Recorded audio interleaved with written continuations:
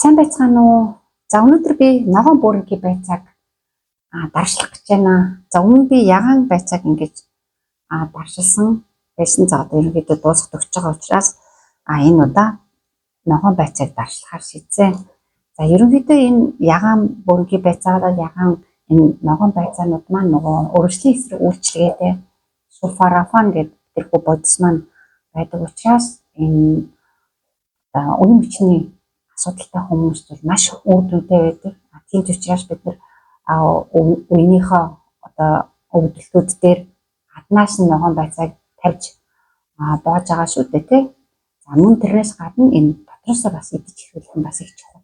Хамгийн гол нь байцааг идэхдээ бид нэр нөгөө чанахгүйгээр, хуурахгүйгээр жигнэх юм уу эсвэл ингэж даршилсан маягаар тий ингэж идэх юм бол илүү одоо үр дүнтэй илүү тэр энэ байцаанд маань байдаг тэр амин дээр мэрц бодсон гэсэндээ алдагдахгүй гэсэн.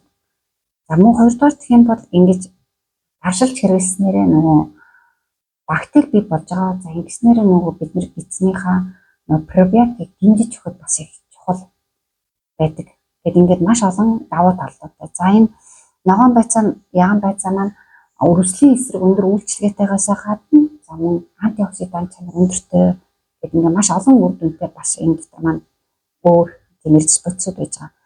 За би ерөнхийдөө өмнө яг энэ ягаан байцааг дарахдаа зөвхөн саримс ягаан байцаа хоёрыг хийж дарсан. За энэ удаа би энэ ногоон байцаан дээрээ юу нэмэхээр шийдсэн. За жоохон саримсыг тэгээд мөн ягаан сонгон гэж хэлдэг шүү дээ. Ягаан сонгонтой ингэж хийхээр бэлтцсэн байж байгаа. За тэгэхээр эхлээд яаж ингэж хийхийгээ би бас та нартаа бас хэлээд өгч гэж бодоод.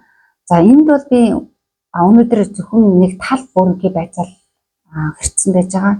За нарийнхан сайхан гэрччихэн шүү дээ. За энийг бол бүгдээрээ мэднэ. За ингээд гэрчээд за тэгээд давс хийн. За давс ихтэй нэг буургийн яг нэг буургийн байцаагаар том буургийн байцаагаар хийх гэж байгаа. Амны халбаар нэг тийм давсал хийх хэрэгтэй. Давсаа хитрхи хийхгүй. Хит хийчээр дараа нь муу амир ингээд гашуун тэгээд эвгүй болоод идэг. Тийм учраас давсаа яг сайхан тааруулж хийх хэрэгтэй. За би энэндээ тийм учраас бол нэг юус өнөөдрийн амар хатан байна. Бүс гоожд бүрстэй. Хэцүү байна энэ чинь бүрстэй. За тэгээд энэндээ юу ячна? За би энэ тийм болохоор амны жижиг халбгаар тал амны жижиг халбгаар юм жижиг халбгаар тал биш жижиг халбаг тийм юг давсыг хийсэн байж байгаа. За ингээд давсаа хийгээд сайхан ингээд бадчих нь ингээд базна. За ингээд базаад нэг 5-аас 10 минут болоход байцаач угаасаа сайхан ингээд зөөлрөөд за ингээд доор нь ингээд шүүрсэн ингээд тундаг. За ийм болчихсон байгаа. Энэ бол ингээд би сая нөгөө давсаа хийгээ базаад ингээд нэг 10 минут болчихсон баг. Тэгээ одоо ингээд сайхан эртээ зөөлрчихсэн байж байгаа. За одоо энэ дээр би энэ ягаан сонгон саримс хоёрыг хийж. За ягаан сонгон маань ямар бас үр дүнтэй вэ гэхээр ягаан сонгон бас маш их үр дүнтэй байдаг. Ягаан сонгонд нэгдүгээр гэх юм бол нөгөө антиоксидант бол маш өндөр байдаг. За нөгөө бас хоёрдугаар гэх юм бол биднэрт хэрэгтэй нөгөө өргөжлийн эсрэг үйлчлэгээ бас маш өндөртэй байдаг энэ маань. За тэгээд нөгөө муу холестерин гэдэг те. За тэр муу холестерин нөгөө магасгаж өгдөг ингэснээр зүрх судасны өвчнөөс сэргийлдэг гэдэг. Энэ ягаан байт энэ сонгонд бол маш их олон үр дүнтэй юм зөндөө байдаг. Хамгийн гол нь бас л мөн бидний сонгоныгоо хэрэгдэхдээ дандаа хоолндоо чанаад буцалгаад ингээд идчихэж байгаа болохоор ихэнхдээ тэр нөгөө юу юм амин дэвэн байхгүй болгоод байгаа. За саримс мөн ялгаагүй те саримс нь мөн та нар мэднэ байгалийн энэ маань антибиотик гэж хэлдэг шүү дээ. За тэгээд дээрэс нь бас өргөжлийн эсрэг үйлчлэгээтэй гэдэг энэ саримсны бол ашиг тус бас зөндөө байдаг. За тийм учраас би энэ саримс энэ сонгон хоёроо ингээд холж байгаа. За сонгон бол бас нэгдүгээр хоёрдугаар гэх юм бол бас нэг онцлог нь гэх юм бол сонгон маань нөгөө бидний нөгөө нэг сайн бактери гэж байдаг те. Тэр сайн бактери маань хоол пребиотик гэж яриад байдаг. Түүний сонгонд бас яг тэр сайн одоо бактерийг хоол нь байж байдаг.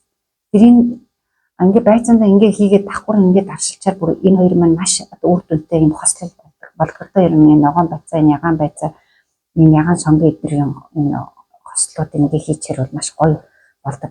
За ингээд хичээд ингээ баазан тийм үү. За энд бол зөвхөн давш орсон байж байгаа. За тэгээ ийм сая юу хоёроо ингээ нэмчихсэн байж байгаа. За энэ саримс юу хоёрынхоо сонгон хоёрынхоо нөгөө зарим хүмүүс нэг жоохон амтандан дургу байдаг те тийм байх юм бол баг зэргийн юм юу хийчих болно. Нөгөө хурц юу гэдэг чинь илүү цуу гэдэг монголчууд маань те уугсус гэж цоо биш уугсус гэж хэлдэг. За энэсээ бас баг зэргийн ичж болно. За би бол маш жоохон бас ичдэг ингээд жоохон. За ингээд жоохон хийгээд за ингээд бадцчихна. За ингээд бадцсныхаа дараа биднэрт нэг барианы шил хэрэгтэй, цэвэр барианы шил. За тэг ингээд барианыхаа шилэнтэй сайхан хийн гэсэн үг. За ингээд сайхан бадцчих. Би бол юугаа сая түрүүнд өмнө ингээд сайн бадцсан байсан. Яцаагаа дангаарна. Тэгээ нөө та нарт бас харуулахын тулд сонгон сармис хоёроо би бас холиоггүй хажууд нь байлгачихсан байхгүй юу.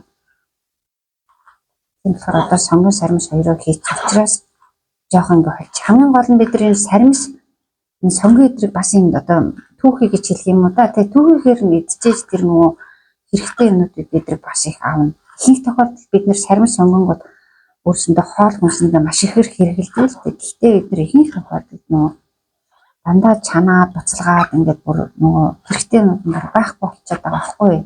Тэгэхээр ямар ч үр дүнгүй болчиход байгаа. Тийм болохоор ингэж аарч хэрглэж авах хэрэгтэй. Ер нь бол бид нар ийм энэ артриттэй хүмүүсийн хувьд бол тийм үеийн хүчний асуудалтай хэрэгч вэ? Энэ уустай артрит ч юм ерөөдөө энэ үеийн хүчний өрөвсөл ихтэй юм үеийн хүчний өвчтөй хүмүүсийн хувьд бол ингэж арж идэх бол маш үр дүнтэй. Биднэрт маш үр дүнтэй. Нөгөө нэг сумаар хоёр тулаа буудна гэдэг шиг бактери бас бид нар нөхөрнө. Биднэрт энэ хэрэг өвчтөй хүмүүсийн хувьд бол энэ эзний бичил биетийн тэнцвэр байдал бол шууд алдагдсан байдаг гэж байгаа. Тэгэхээр тэрнийгээ тэнцвэржүүлэх хэрэгтэй. Тэр чинь алдагдсанаас болоод тэр нөгөө дархлааны систем чи өөрсдөө чинь дайрах гэдэг тэрнээсээ болоод энэ хэрэгтэй асуудал чинь бас болоод идэв юм билээ шүү. За одоо энэ барианыхаа шил рүү ингээ хийнэ. За би энэ гаранаар ингээ хийчихсэн. За ингээсаа энэ барианы шилэнд маань багтах нь заах багтахгүй бидээ дараа нь хахад өөр жижигхэн барианы шилэнд илүүдлээ. За ингээд нэг жоохон дараад өгч штэ тийм үү болоо зараа.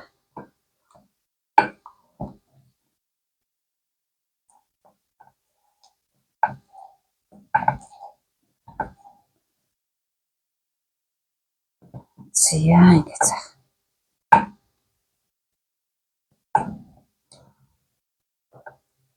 За энэндээ мөн лууган чольж болно. За ингээд та нар маань бас өөрсдийнхөө за мөн нөгөө бид нар өгөрцөө гэж хэлээд байдаг ш ногоон өгөрцөө. За тэрний бас сайхан ингээд даршлаад идэж болно. Тэр ногоон өгөрцөө чинь мөн л бас яг ногоон байцаа эднэрт ялгаагүй бас биднэрт хэрэгтэй амин дэмүүд бас аюул өндөр байдаг бас. Энэ ерөнхийдөө гүн ногоон төрлийн ногоонуудыг бид нар маш сайн идэж явах хэрэгтэй. Тэднэрт маань биднэрт хэрэгтэй яг энэ үе мөчний өвчтөй асуудалтай хүмүүст гэсэн үг шүү. Хэрэгтэй тэр эрдэс бодисууд маань маш их байдаг. Нөгөө кальц, магний, төмөр гэл тэ. Тэдэр маань тэгэл энэ антиоксидант гэдэг маань нөгөө одоо бэртэж гэмтээд байгаа тэр нөгөө эсийн маань тэ сэргээхэд тусалдаг. Тэр чөлөөт радикалус гэдгээс хамгаалдаг. За ингээд шахан дараад өгөхөр аюу их шүүс гарна чинь. Хамгийн гол нь энэ шүүс нь ингээд дээрээ ингэж үлдэх хэрэгтэй. Яг энэ шүүс чинь энэ байцааг чи бүрхэх хэрэгтэй гэсэн үг шүү. Дарах хэрэгтэй гэсэн үг. Өөрийнх нь шүүс нь. Захад нэг жоохон хийгээд өгч. Хад нэг жоохон хийхэд орохоор юм шиг байна. За ингээд бүгдээрээ орсон тохиолдолд та нар маань дээрээс нь тэр үлдэгдэл одоо энэ доор нь ингээд зөндөө шүүс үлдчихэж байгаа энэ чинь доо тэр шүүсийг ингээд бүгдээс ахын яг энэ савн дотроо хийгээд өгөх хэрэгтэй. Энийх бол одоо ерөөс ингээд орохооргүй яг шүүс нь бараг дээшээ ингээд гарч ирж байна. Тэр ингээд асгарч байна. Жоохон дараад өгч.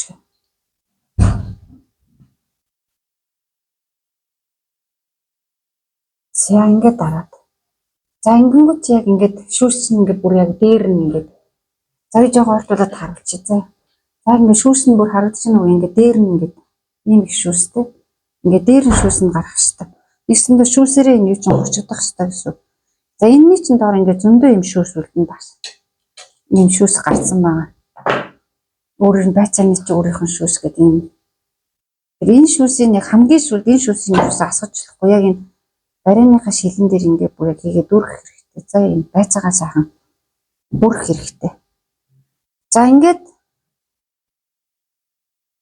За ингэж хийгээд за дээрэс нь та нар маань хэрвээ ингээд барианы чинь шил дүүрээгүй ч юм уу тиймэрхүү тохиолдолд иймэрхүү нэг байцаа том байцаанаас нэг дарбагаас наваад үлдчих хэрэгтэй. Тэгэд ингээд дээрэс нь энийгээ ингээд бүр ингээд юун дотроо хийгээд ингээд тагалтчих болно. Энэ дотроо хийгээд тэгээд нөгөө юу яхаараа чинь одоо эсэлтгэхээрээ дэшегээ жоохон хөөрөн тэрүүлэхгүй тулд за энэ бол ингээд яг дүүртэж байгаа учраас яг ингээд за одоо ингээд барианыхаа шилний тагийг зүгээр л дээрэс нь ингээд тавьчих шүү. За ингээд хааж ингээд эргүүлж хаажлах. Яагаад гэвэл юм аа одоо эсэлдэх явагдах учраас нөгөө ингээд бөмбөгөө дэшегээ те юу яа шүү тэгэхээр тэр газ тэрхийн одоо ингээд гарч явах хэрэгтэй учраас ингээд сайхан сул тавьж. Эсвэл та нар маань сайхан нөгөө юм даавуугаар сайхан боочч бас болно. Юм хоёр янзын арга байна. За миний хувьд бол шууд ингээд өөрийн тагийг ингээд шууд дээр нь тавиал. За ингээд ил одоо яг энэ гэрийнхэн температурт ил. За ерөнхийдөө нэг за би энийг бол яг 7 хоног ингэж ил байлгасан. За тэгэхээр энийг ч гэсэн мөн ялгаагүй ерөнхийдөө ингээд нэг юм 6-аас 7 хоног ингэж ил байлгах хэрэгтэй. Энгийн температурт ил. Тэгээ тэрийг ингээд гэтээ дандаа ийм юутай байх хэрэгтэй ш. Энд чинь юм барианы тахын сулаараа байх хэрэгтэй. За ингээд нэг 6-аас 7 хоног яг ийм энгийн температураар жоохон сэрүүн ийм та нар маань ийм харанхуй духан газар те ингээд тавих хэрэгтэй. Сэрүүн харанхуй духан газар ингээд орхиод. За тэгээд 6-аас 7 хоногийнхаа дараа хамгийн сайн яг одоо эргүүлж хаагаад тэгээд хөргөчөндөө хийгээд за идэж болно гэсэн үг шүү. За ингээд та нар маань бас дараад идээд хэрэглээд үзээрэй.